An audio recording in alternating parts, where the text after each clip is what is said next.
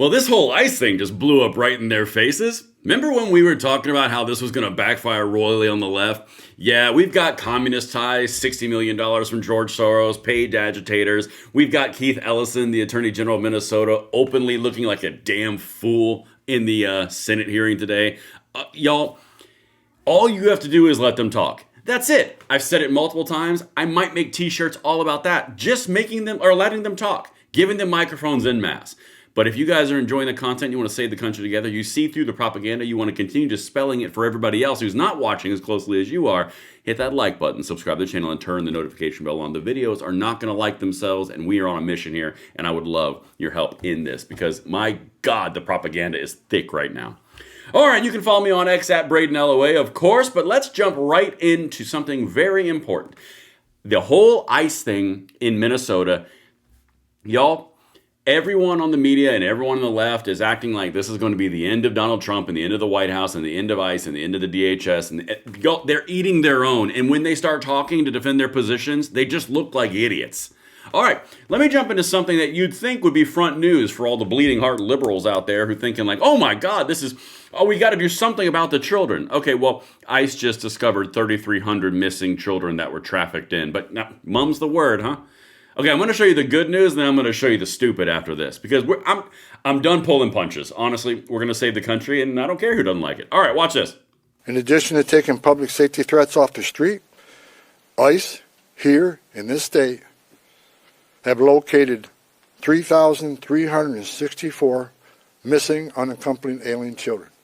Children that the last administration lost and weren't even looking for. That's because the leadership of President Trump, these children were located. So 3,300 children who were let in as unaccompanied minors across an open border in the Biden administration were just found by ICE in Minnesota. I'm willing to bet you there's some nefarious stuff there. And mum's the word, huh? The evil ICE organization, the evil Border Patrol, all those evil organizations finding children that are missing, that are unaccompanied minors, probably trafficked over by coyotes. Oh my God, the inhumanity.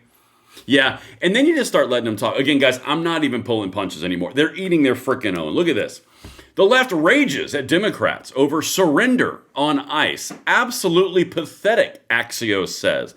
Come here, guys, real quick. I thought I was under the impression, no, pray tell, I was told that everything was perfect on the left. They defeated ICE, Minnesota agitators, rose up and defeated the fascists. I was told that Tim Walz did amazing, and so did Mayor Frey, and everyone in Minnesota who was resisting law and breaking the law and encouraging anti-law behavior. I was told that they were the winners. And yet somehow, these winners are mad at the Democrat, the left, the winners, are mad at the Democrats, the other winners who beat back ICE, but somehow are also raging over Democrats over surrender on ICE, and it's absolutely pathetic. I'm just going to keep on sitting right here just showing you this stuff. Everything's linked in the description box below, but that whole they defeated ICE thing sure falls apart when the Democrat progressives are going, oh my God, we surrendered on ICE and we're absolutely pathetic. This is like shut down on steroids. Okay, let's keep on trucking because, again, one of the things that I say, and I probably will make a merch line at some point with this, give them microphones, all the microphones. For Valentine's Day, give them a bouquet of freaking microphones. This is the Attorney General of Minnesota. All you have to do is let them talk. That's it. Let them talk. Don't even interrupt them. Let them talk. Watch this. This is the acting Attorney General of Minnesota explaining why some people need to be deported, but some others don't because it's a certain offense, but then it's an offense. But y'all, this is why they don't talk a lot. Watch this. To the country illegally, or you overstay a visa, should you be deported? My simple answer is, sir, it depends. Okay, so if somebody breaks into your home, should they be arrested for breaking and entering, or does it depend? It's an entirely different scenario. How's that? Because immigration is essentially a civil, and the breaking into my home is a criminal matter. Oh, okay, gotcha. So if there's laws that should be enforced, so we shouldn't enforce civil violations? We absolutely should enforce them. But you just said that it's a civil matter, so it's different. So if somebody you enforce civil matters. So if somebody commits a civil infraction, it shouldn't be enforced? It should be. Okay, so they should be deported. No, they should have due process that is. All right, do you see what's happening right now? Yo, come here, come here. This is the sitting Attorney General of Minnesota. So, sir, they should not, well, they shouldn't necessarily be deported because it depends.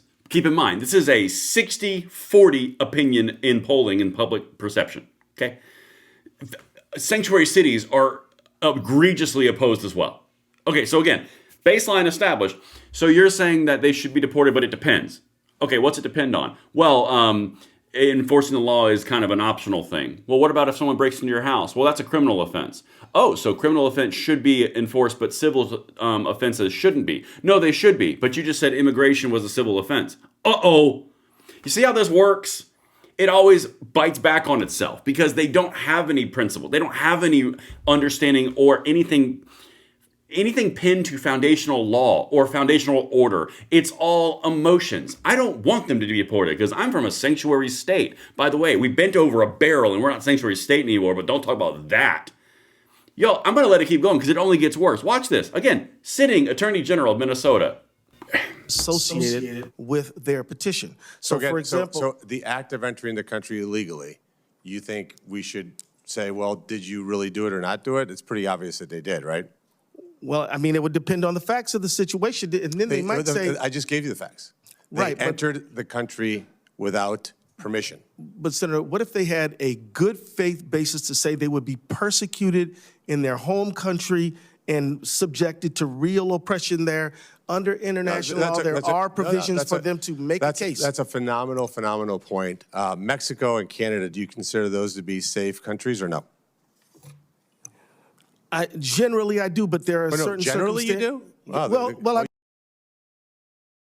You saw where he was going with that. So there's extenuating circumstances because certain countries can persecute people. Don't worry about the existing asylum claims and entire asylum system that exists. Don't worry about that. That's not important because they could be coming from places that are very, very bad. And so very simply, the senator from Moreno, I think it's either Arizona or New Mexico. I cannot remember the off the top of my head. Forgive me. But Moreno goes, actually, it might not be. It might be Ohio. Sorry, I can't remember the state. You can tell me in the comments. So what you're saying is that Mexico and Canada are unsafe places? Well, okay. All the microphones, the full-on bouquet of microphones. All right, and now this part is, I might do a separate video only on this.